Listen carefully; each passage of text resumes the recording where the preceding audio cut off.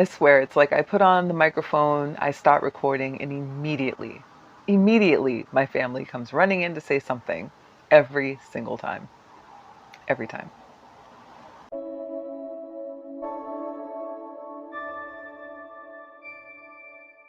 Hey guys, welcome back to my channel. This is Oblong Polka Dots and my name is Kerr, and on this channel we talk about makeup, skincare, and beauty. So if that's something you're into, you've come to the right place. I have my window open because it is hot.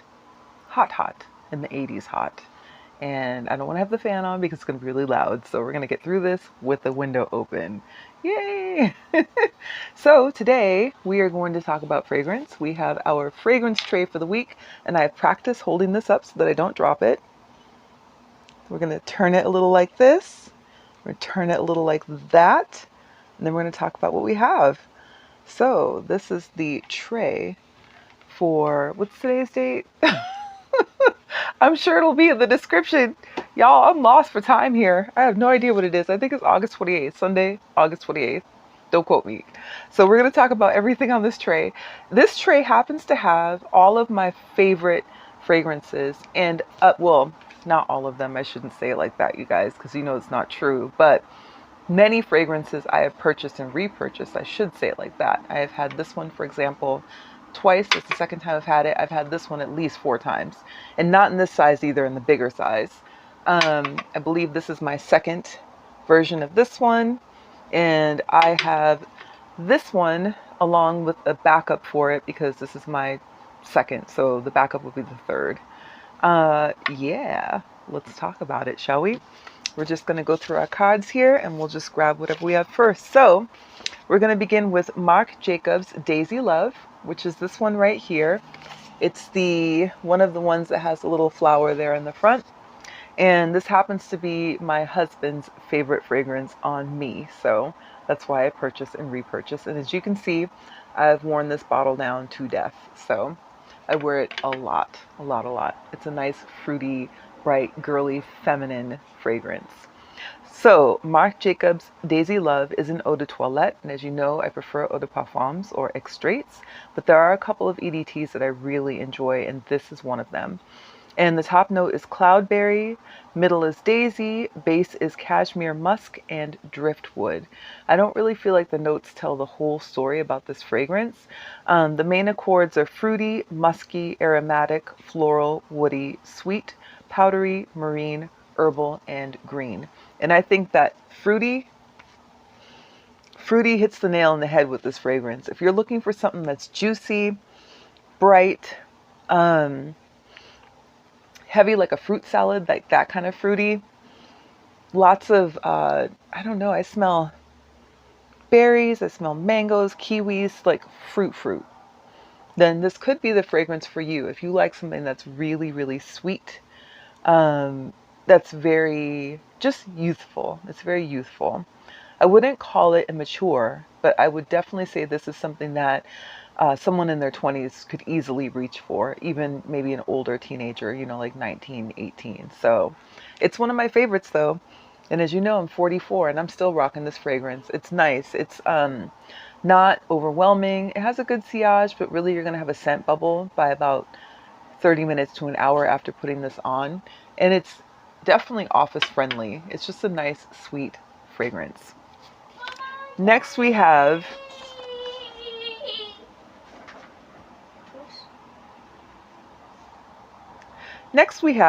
Valentino Donna Born in Roma, which is one of my absolute favorites. It's an eau de parfum. And this one is grown and sexy. It smells so good. Top notes are black currant, pink pepper, bergamot. Middle notes are jasmine, jasmine sambac, jasmine tea. Base is bourbon, vanilla, cashmeran, and guaiac wood. Main accords are woody, vanilla, fruity, soft spicy, powdery, white floral, musky, green, and citrus. When I'm smelling this, I definitely smell the vanilla right away. It's like you cannot ignore the vanilla in this fragrance. It's there. And also the bourbon, but you do smell the jasmine, and I love jasmine. It's one of my favorite fragrance notes. This one is sweet, but not sweet like the Marc Jacobs Daisy Love. This is sweet like grown-up sweet, like homemade whipped cream versus whipped cream in a can. You know what I mean? Um, it is very sexy, very feminine, very grown up. It's a mature fragrance for sure. I can see anyone that works in an office wearing this, anyone that's going to an event, someone that really wants to make sure to kind of put forward their power play or power move or show that they're the boss lady. That's what this is. You wear this when you're the boss lady. You wear this when you're heading up the conference. You wear this to your TED Talk. You wear this when you were hosting a workshop. That's what this is for. And I love this fragrance. I have worn it to death. Next we have, oh, this one. Burberry Her. It's an eau de parfum. And as you can see, I don't know what it is with me in this particular fragrance, but I cannot seem to put it down once I pick it up. And I'll wear this for a couple weeks straight, just dousing myself in it.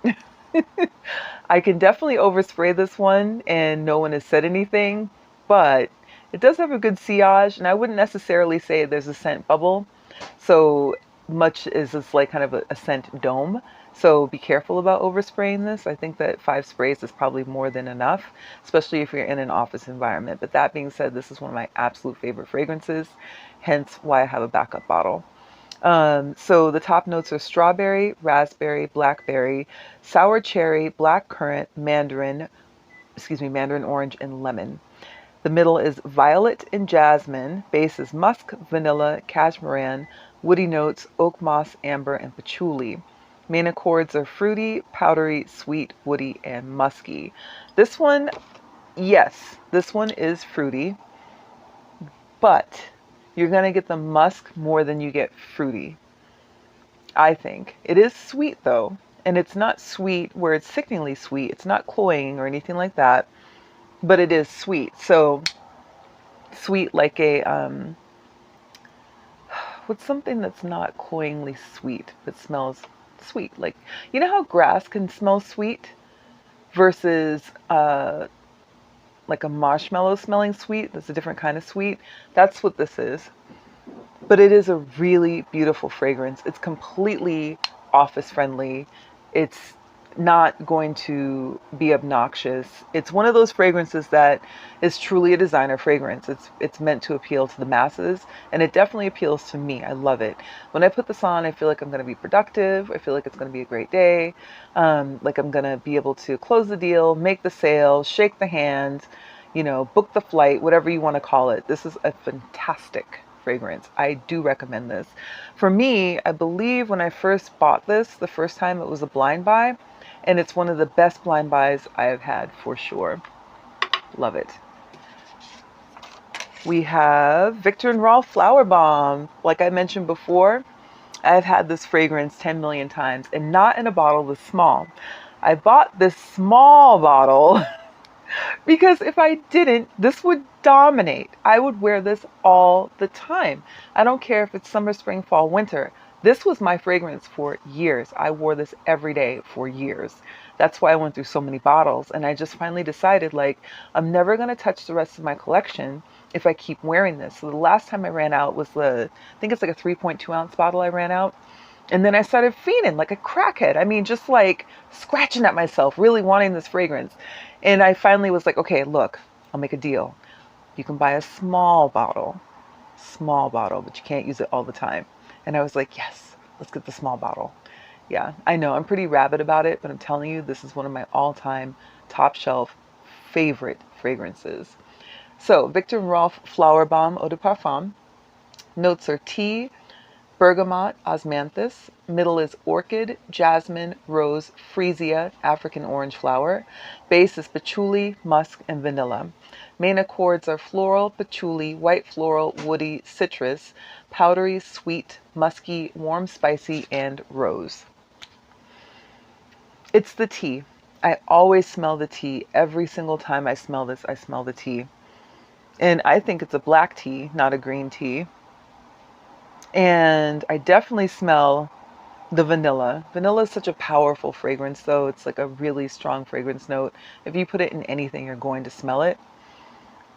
And I hardly smell the jasmine, but I do smell the rose and a little hint of the freesia. So this is a strong scent. Do not overspray this. Don't do it. You will choke out everybody. You get onto an elevator and people are going to start coughing. Don't overdo it. Trust me, I've done it before myself many times. This is definitely a corporate friendly fragrance, but again, do not overspray. It's got a hell of a sillage. People know that you're there. They can smell you. They know it.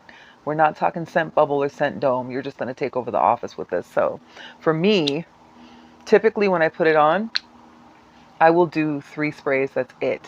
3. Because this hangs on. This is here for the duration. When you put this on in the morning and you get off work at night, you're still going to smell it.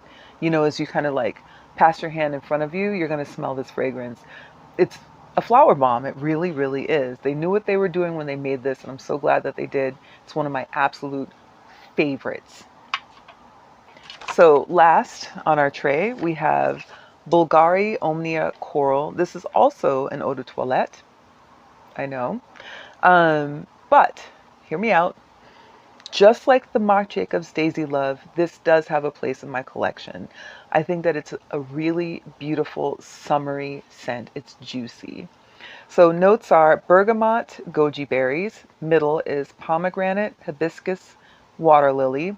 Base is musk, Virginia cedar. And you definitely smell the hibiscus. And I think that for me, that's the appeal of this fragrance. Obviously, I'm smelling the musk too, but the hibiscus for sure. And even the pomegranate. But really, it's the hibiscus, I think, that pulled me in. So main accords are floral, woody, fresh, spicy, fruity, musky, citrus, aquatic, sour, powdery, and sweet.